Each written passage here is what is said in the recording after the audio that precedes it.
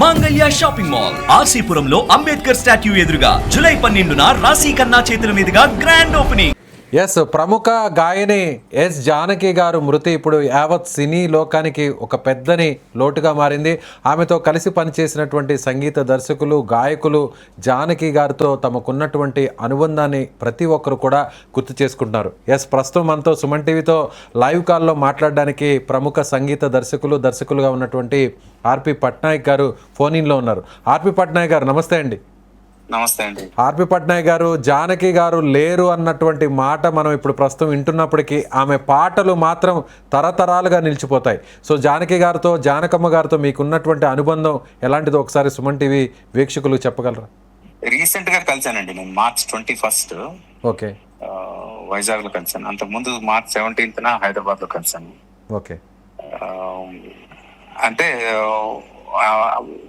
ఆవిడ అబ్బాయి చనిపోతే ఆవిడని కలవలేకపోయాం మేము ఎవరు. ఆవిడ హైదరాబాద్ వచ్చినప్పుడు మొత్తం మ్యూజిషియన్ ఫ్రాటర్నిటీ ఆవిడ అమ్మాలంతా వెళ్ళి కలవడం హైదరాబాద్ లో జరిగింది. ఓకే. తర్వాత నేను వైజాగ్ వెళ్తున్నానంటే సరే వైజాగ్ నేను కూడా వస్తానమ్మా అదే టైంలో అయితే వైజాగ్ కూడా కలుస్తానన్నా. March 21 మళ్ళీ వైజాగ్ కలిసింది. ఓకే. ఏంటంటే ఆవిడతో కలిసి స్పెండ్ చేసే ప్రతి టైం కూడా చాలా పాజిటివ్ గా ఉంటది. చిన్న పిల్లలాగా, చిన్న పిల్లలు ఎలా ఉంటారో అంత ఎనర్జెటిక్ గా ఉంటారు ఆవిడ. ఓకే. అంత అంటే ఇంట్లో ఒక మనిషిలాగా ఉంటారు. అసలు అహంకారం, గర్వం ఏమి ఉండదు. ఎంత డౌన్ టు ఎర్త్ ఉంటారంటే అసలు ఎంత లైఫ్ చూసినా ఈవిడే ఎంత డౌన్ టు ఎర్త్ ఉంటే మనం ఎంత ఉండాలి అనే ఫీలింగ్ వస్తుంది ఆవిడ చూస్తాం. నిజమండి, నిజం.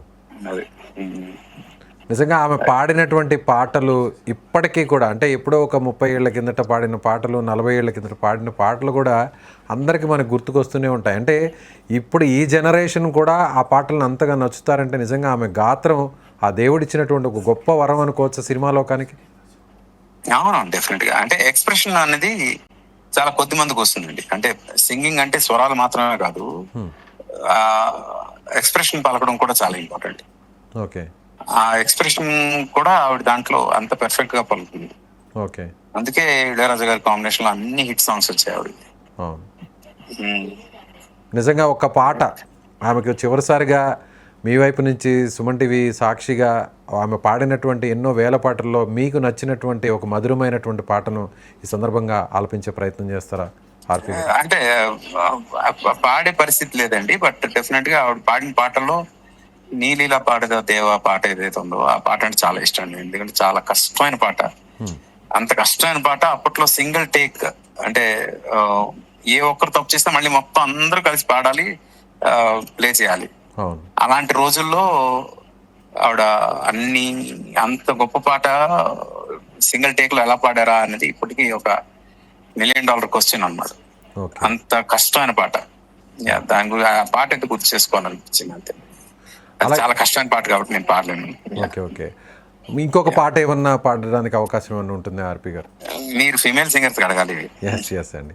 అలాగే ఆర్పి పట్నాయక్ గారు నిజంగా ఒక తెలుగు వ్యక్తిగా, తెలుగు గాయకురాలుగా ఇక్కడ నుంచి ఆమె దేశవ్యాప్తంగా ఇన్ని వేల పాటలు అనేక భాషల్లో పాడారంటే నిజంగా మన తెలుగు ఇండస్ట్రీ చేసుకున్నటువంటి ఒక గొప్ప అదృష్టం అనుకోవచ్చా జానకి గారు? తెలుగు అంటే ఇండియా చేసుకున్న అదృష్టం అండి.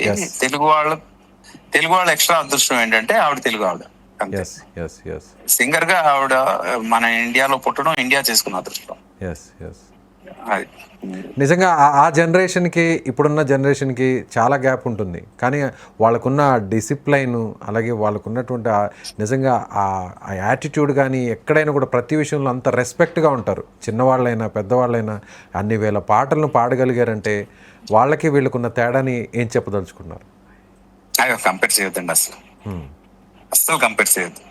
ఎందుకంటే మొన్న మేము సింగర్స్ అందరం వెళ్ళి కలిసాం కదా March 17న ఆవిడని హైదరాబాద్ లో. ఎంతమంది సింగర్స్ వెళ్ళామో, ఎంతమంది ఆవిడని కలవడానికి వచ్చారు, అందరికి ఆవిడ 500, 1000 రూపాయలు ఇచ్చారు. ఎంతమంది వెళ్తే అంతమంది గుర్తుగా, అసలు ఆమె గుర్తుగా. అంటే ఆవిడకి మేము ఇవ్వాలి, అలాంటిది ఆవిడ మాకు ఇచ్చారు. అది పరిస్థితి. ఓకే. అలాగే చిన్నపిల్ల వాయిస్తో ఆ గాత్రాన్ని ఆలపించడం, మిక్స్డ్ మిమిక్రీతో ఆ పాటలోనే రావడం, ఒకేసారి ఒకే పాటలో 5-6 గొంతులను కలిపి పాడడం, సో ఇదంతా కూడా ఎవరికి రాదు, అది కేవలం ఒక జానకమ్మ గారికి. అంతేకాకుండా ఆ గొంతులు మారుస్తూ ఎక్స్ప్రెషన్స్ మారుస్తూ రకరకాల ఎక్స్ప్రెషన్స్ గొంతులో పలికిస్తున్నా ఫేస్ లో మాత్రం ఎలాంటి ఎక్స్ప్రెషన్ మారదు. అది ఇంకా ప్రత్యేకం. ఓకే. మామూలుగా మనం ఎక్స్ప్రెషన్ మార్చినప్పుడు ఫేస్ లో ఆటోమేటిక్ ఎక్స్ప్రెషన్ వచ్చేస్తుంది కదా, కానీ ఆవిడ ఫేస్ లో ఒకటే ఎక్స్ప్రెషన్ ఉంటుంది, గొంతు మాత్రం ఎన్ని లక్షల ఎక్స్ప్రెషన్స్ అయినా పలికేస్తుంది. ఓకే.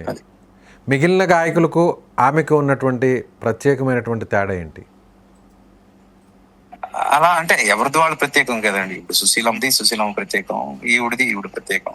ఓకే. అయితే ఏంటంటే ఈవిడ ఎక్కువ ఛాలెంజింగ్ సాంగ్స్ పాడారు, చాలా ఎక్స్ప్రెసివ్ సాంగ్స్ కూడా పాడారు.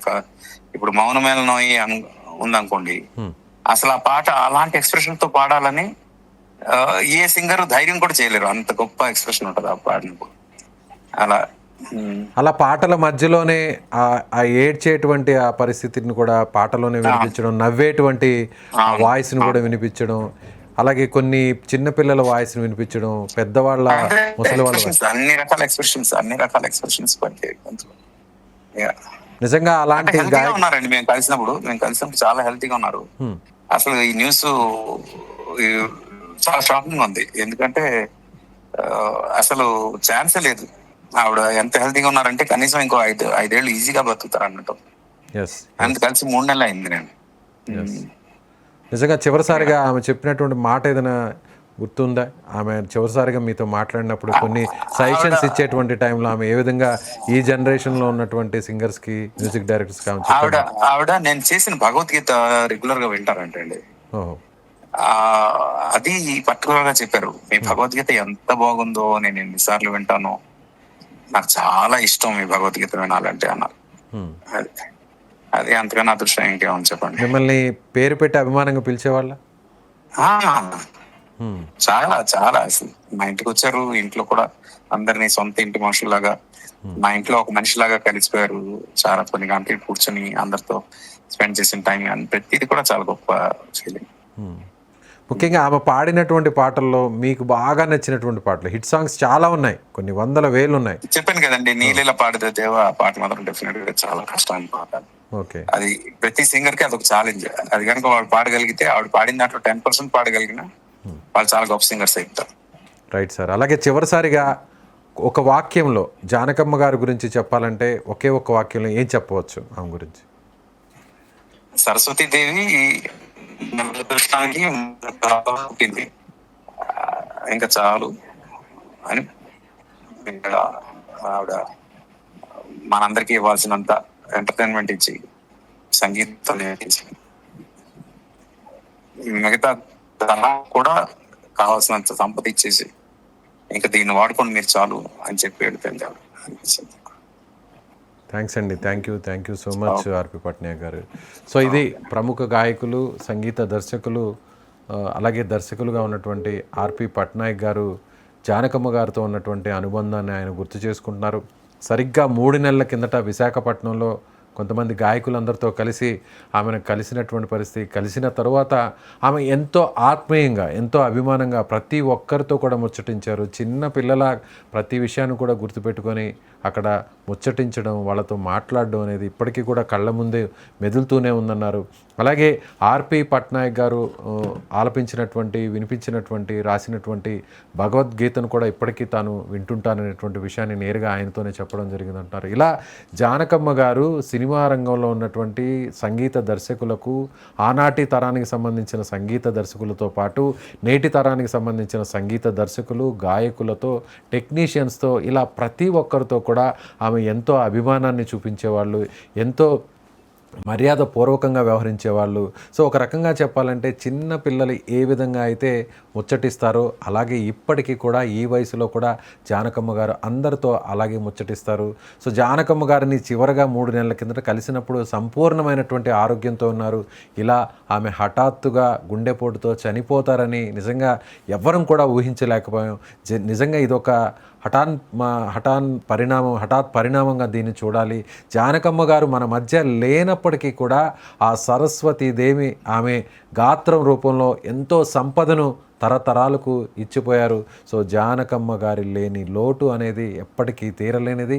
మళ్ళీ మళ్ళీ మళ్ళీ జానకమ్మ గారు పుట్టడం అనేది జరగదు. ఆమె పాట మాత్రం చిరస్థాయిగా నిలిచిపోతుంది. ఆమె భౌతికంగా మన మధ్య లేనప్పటికీ ఆమె గాత్రం, ఆమె ఆలపించినటువంటి ప్రతి పాట ఇప్పటికీ ఎప్పటికీ తరతరాలుగా నిలిచిపోతుంది. ఖచ్చితంగా సుమన్ టీవీ కూడా జానకమ్మ గారికి నిజమైనటువంటి నివాళులు అర్పిస్తుంది. ఈ వీడియోను చూస్తున్న మీరు కూడా జానకమ్మ గారు ఆలపించినటువంటి పాటలు ఎన్నో ఉన్నాయి. అందులో మీకు నచ్చినటువంటి ఒక మంచి పాటను కామెంట్ రూపంలో తెలియచేసి చివరిసారిగా మీ వంతుగా మనవంతుగా జానకమ్మ గారికి ఒక నిజమైన నివాళిని అర్పిద్దాం. సుమన్ టీవీలో మీ పర్సనల్ అండ్ బిజినెస్ ప్రమోషన్స్ కోసం కింది నెంబర్కి కాంటాక్ట్ చేయండి.